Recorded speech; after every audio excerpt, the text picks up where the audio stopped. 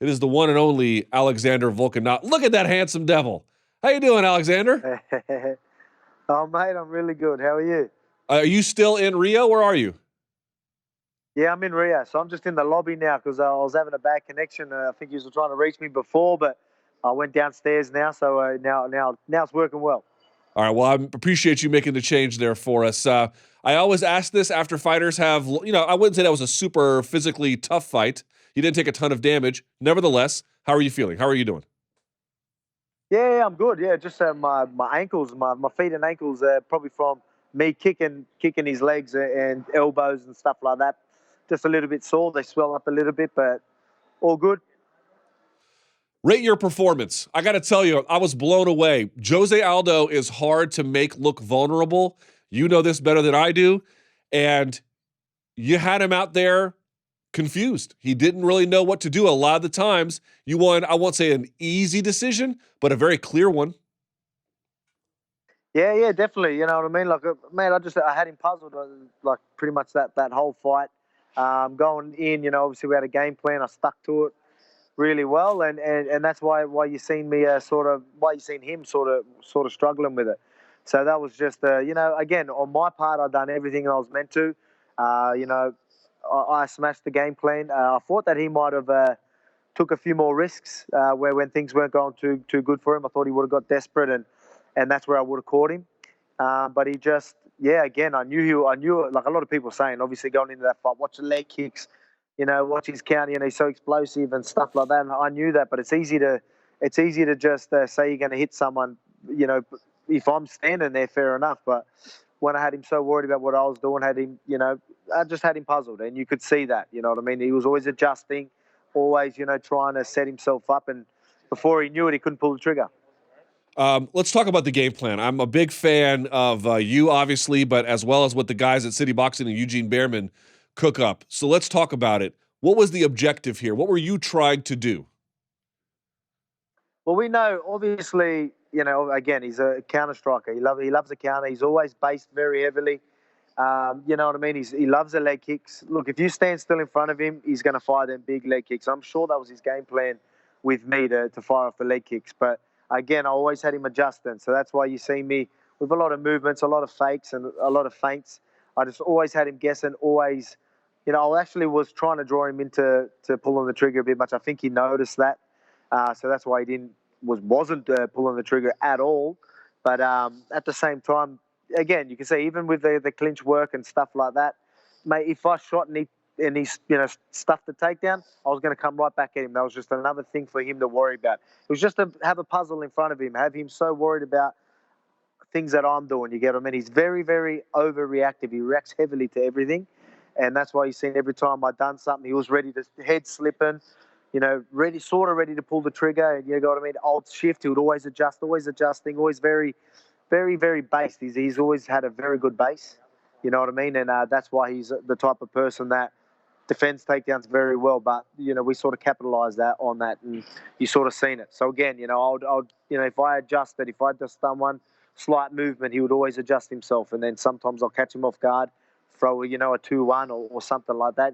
Obviously, it goes even deeper than that, but that sort of, it was just keep him guessing, keep him worried about what I'm doing, and then have my way. I probably could have done a little bit more as well, but at the same time, it's Aldo. He's a dangerous man. I knew he was looking for that one shot, and I knew I was winning. So I just executed the game plan, and it went well. Give me some of the specifics if you can, just a couple of things, not the whole thing.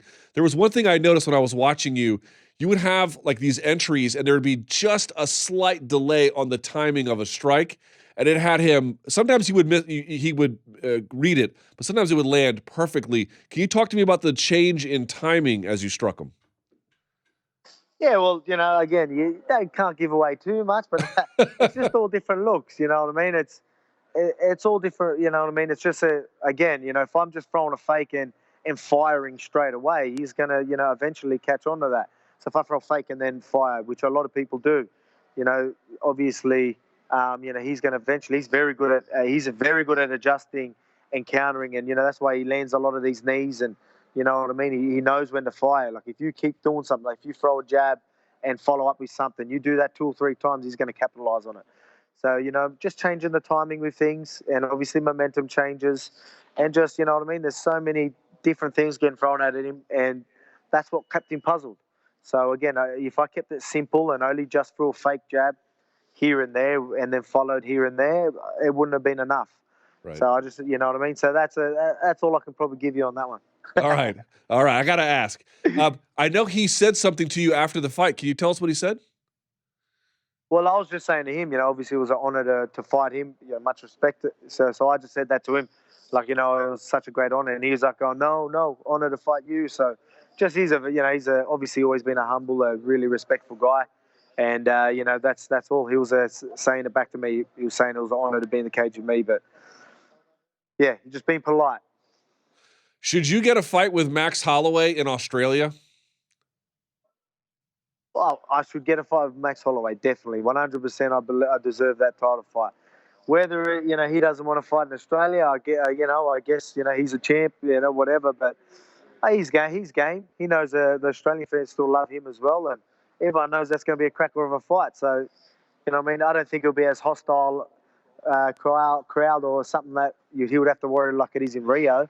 So I think that'd be a bit more crazy than it would be in Australia. So I reckon he'd do it, and we just need to make it happen. So it'll be a cracker of a fight, and I'm sure the world wants to see it. All right, let's talk about Max Holloway. It seems to me after that win, Alexander, there can be no doubt you're the number one contender. You said you feel good. Now, he came off that war against Dustin Poirier, plus he'd have to go back to 145. So I don't know how imminent it would be, but let's put this to bed. You're the number one contender, and that's just a fact at this point, right? 100%. All right. How soon do you think that fight should be made? Mate, like you said, man, I've got a couple little bruises on my feet and ankles, but they'll heal up real quick. It's up to him, man. Like I said, I really want to be on that Aussie card. So we imagine that card. Imagine you got Izzy and Robert Whittaker, and then you would have me and Max as well, mate. That would be absolutely huge. You know what I mean? So that's something that I reckon he might be interested in. So I reckon we could make that happen. What is the key to beating Max Holloway? I just still fight my fight. Again, like he's a gamer, man. He comes forward. He does a lot of the work for me. You know what I mean? So that's why I'm a bad matcher for him. I really do believe that. You know what I mean? He's the type of person that does come forward, and again, like he's not the hardest hitter. He's got a lot of volume, but again, mate, if you're there trying to throw volume at me, you're going to receive some, and they're going to be heavy. They're going to be powerful.